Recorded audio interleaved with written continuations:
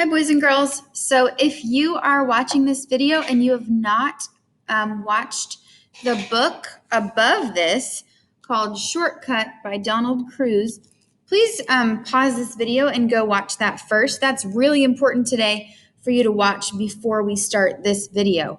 I love this book. In this book, I feel like I'm right there. I'm in the story with them. So we're going to look back at this book today for Writer's Workshop. I'm going to do a little mini lesson about what we find in the book and how it is a good thing to do as a writer. And then you're going to start your very first book. So we will start with our book right here. And we're going to look through the book and we're going to talk about how things that we notice in there. Okay, some things that that I notice when I read the book. Excuse me.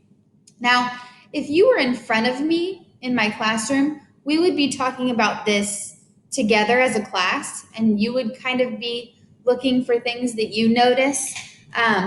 But since you are online, I'm going to look through and tell you some things that I notice, and then at the end, we'll talk about those. So the cool thing about this book, one of the cool things, I'm going to zoom in so you can see.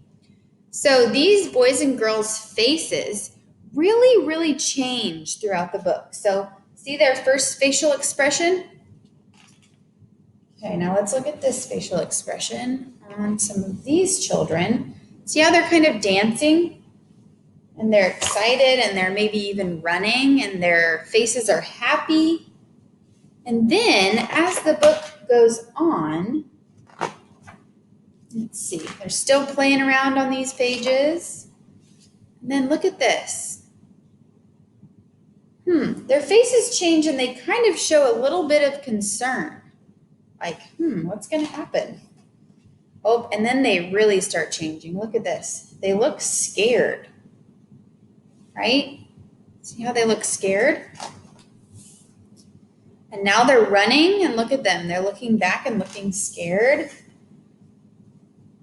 They're covering their faces.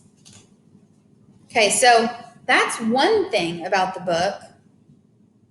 And I'm going to show you this little chart that we have.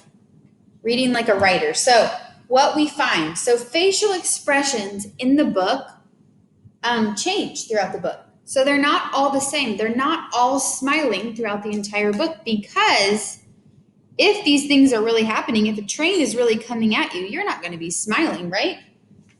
So there's one thing. Then we're going to look back again.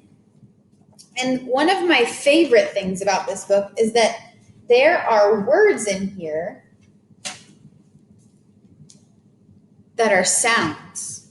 So they're called sound words. So this says, woo, and they just barely start to hear it. And then as it gets closer, it gets louder. Woo, woo, woo, woo. So you can hear the train get louder. Woo, it's getting super loud. And then look, it gets bigger and louder, okay? So do you see how they use these sound words throughout the whole book? And even on this page, clackety, clack, clackety, clack, clackety, clackety. Because kind of a train kind of makes that sound. Okay, so sound words are another thing that they do in this book. And it just makes it come alive, okay? And then the last thing that I noticed when I looked through this book is that the letters aren't all the same size. So these are normal size letters, still normal size letters. This letter is big because it's loud, still normal size letters. But then as we get going through the book, you see letters that are capital, all capital, because they're yelling, right? Look at this. Run! Because they're scared and they are yelling.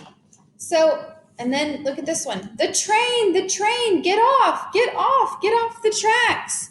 Because they're yelling. So that shows that they are yelling. Now, if this said the train, if it had little letters, it wouldn't be as effective, right? It wouldn't be as cool as using these big letters. So it uses letters big and small, okay? Now, why do we think the author did this? So one of the reasons why is because it makes the story come alive. It makes you feel like you're right there with them. And that's what a good writer does. It makes you feel like you're right there with them. And authors who did this, so this author is called Donald Cruz. And as we continue with more books, we can add more to this chart. And I will add more as we go. Okay? So I'm going to start a new book today. And it's about a dog that I had when I was little.